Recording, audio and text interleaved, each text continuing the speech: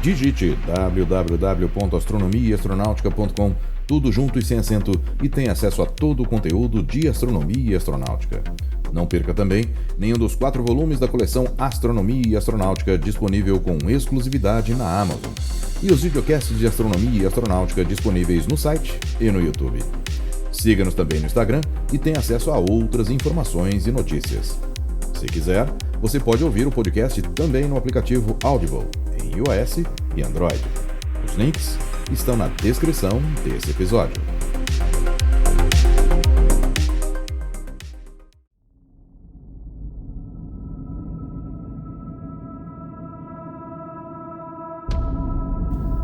A exploração espacial é frequentemente descrita como uma sequência de avanços tecnológicos impressionantes. Mas por trás de cada missão bem-sucedida, existe uma realidade muito mais complexa. Sistemas operando no limite, decisões tomadas sob pressão e, muitas vezes, uma margem de erro perigosamente pequena. Olá, eu sou Florisberto, apresentador do podcast Astronomia e Astronáutica, e vou levar você nessa viagem.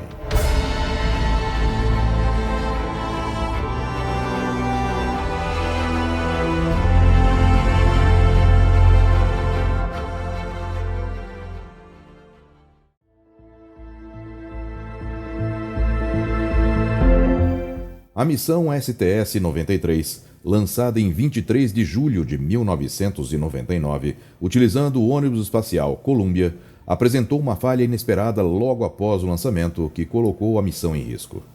Um pequeno pino, aparentemente insignificante, se soltou dentro de um dos motores principais, o SSME número 3. Esse pino abriu um furo na estrutura de resfriamento do bocal do motor, permitindo o vazamento de hidrogênio líquido durante a subida. Em paralelo, outro problema ocorreu quase simultaneamente. Um curto-circuito desativou 2 dos 3 controladores digitais do motor. De repente, o sistema passou a depender de um único controlador de backup, sem redundância. Ou seja, 2 sistemas críticos falharam ao mesmo tempo. O resultado foi uma perda significativa de desempenho. O ônibus espacial não conseguiu atingir a órbita planejada, ficando cerca de 11 quilômetros abaixo do previsto. Embora a missão tenha sido concluída, o risco envolvido foi enorme. Esse episódio ilustra uma verdade essencial da engenharia espacial. Falhas raramente ocorrem isoladamente.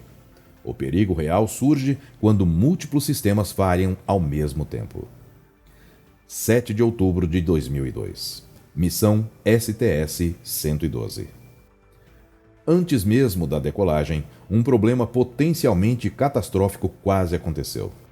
Os dispositivos responsáveis por liberar o ônibus espacial da plataforma falharam em sua função principal. Apenas os sistemas de backup conseguiram ativar os explosivos que soltaram a nave. Se esses backups também tivessem falhado, o cenário seria devastador. Os propulsores sólidos seriam acionados enquanto a nave ainda estava presa à plataforma. O resultado provável seria uma destruição imediata. Mas o risco não parou aí. Apenas 33 segundos após o lançamento, como você já deve estar imaginando, um grande pedaço de espuma isolante se desprendeu do tanque externo e atingiu a estrutura de fixação do propulsor. O impacto causou um amassado visível, mais um episódio envolvendo a famosa espuma que, por anos, foi tratada como um problema menor. 2 voos depois, um evento semelhante teria consequências fatais. Em novembro de 2002, a missão STS-113 enfrentou outro tipo de desafio: o clima. Foram necessárias 4 tentativas de pouso, todas canceladas devido a condições meteorológicas adversas. Embora pareça algo rotineiro, esse tipo de situação aumenta o desgaste da tripulação e pressiona os limites operacionais da missão.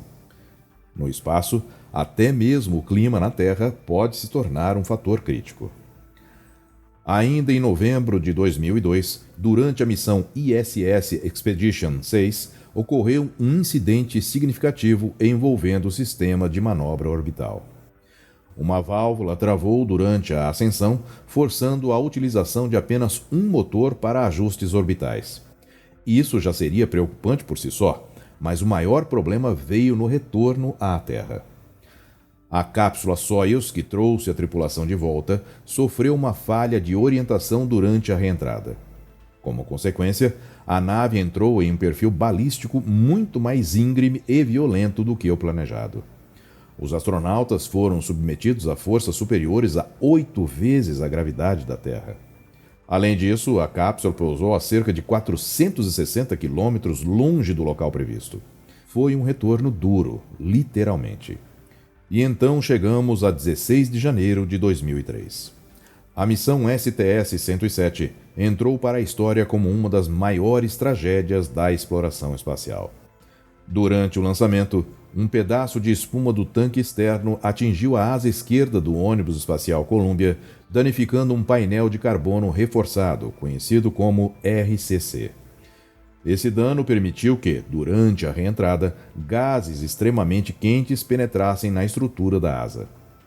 O resultado foi a desintegração da nave em pleno voo. Todos os 7 tripulantes morreram. O mais inquietante?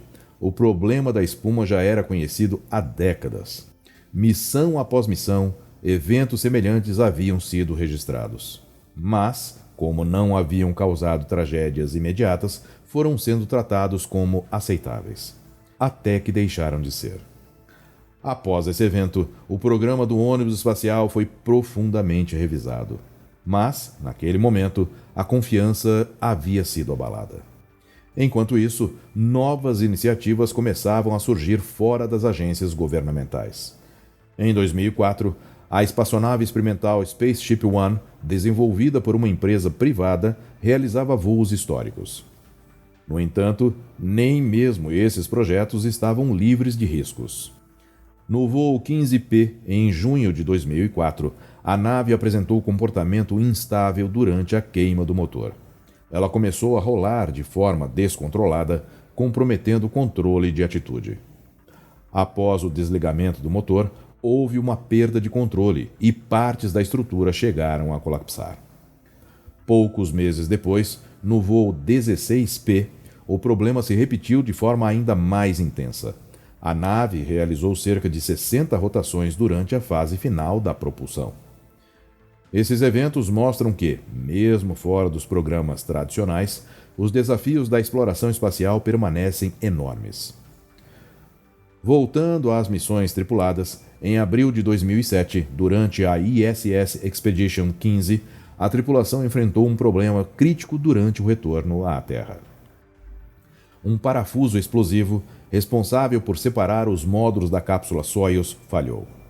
Como resultado, o módulo de serviço permaneceu preso à cápsula de reentrada.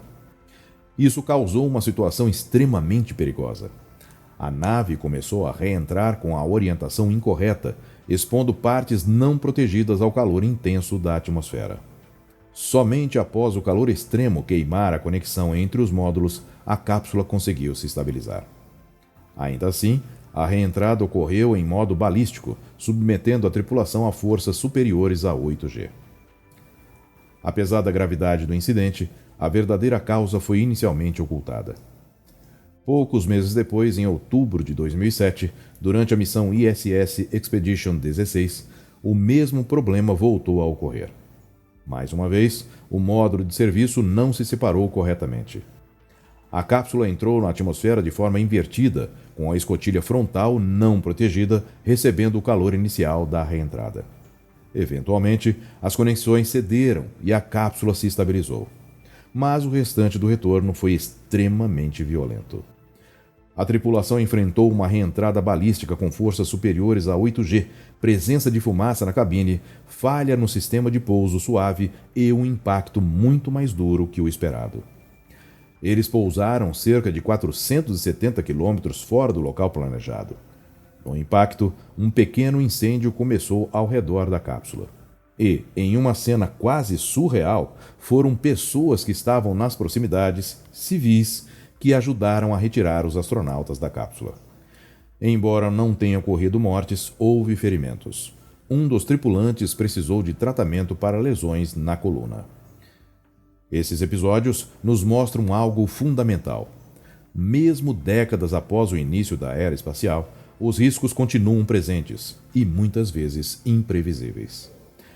A tecnologia evolui, os sistemas se tornam mais sofisticados, mas o ambiente permanece implacável. O espaço não oferece segundas chances. Cada missão é um equilíbrio delicado entre engenharia, física e decisões humanas. E, talvez mais importante, cada incidente, por menor que pareça, carrega uma lição. A história da exploração espacial não é feita apenas de sucessos, mas também de quase tragédias. De sistemas que falharam e de pessoas que conseguiram sobreviver para contar o que aconteceu. Porque, no fim das contas, avançar rumo às estrelas exige mais do que tecnologia. Exige atenção constante, exige respeito pelos riscos. E, acima de tudo, exige a coragem de aprender com cada erro. Mesmo aqueles que quase ninguém viu. Se você acredita no poder do conhecimento e quer continuar recebendo conteúdo de qualidade, seja através do podcast, do Instagram ou pelo YouTube, considere apoiar com qualquer valor através do apoia.se para manter ativos esses canais. Eu sou Florisberto, produzi e apresentei esse podcast Astronomia e Astronáutica. Até a próxima viagem.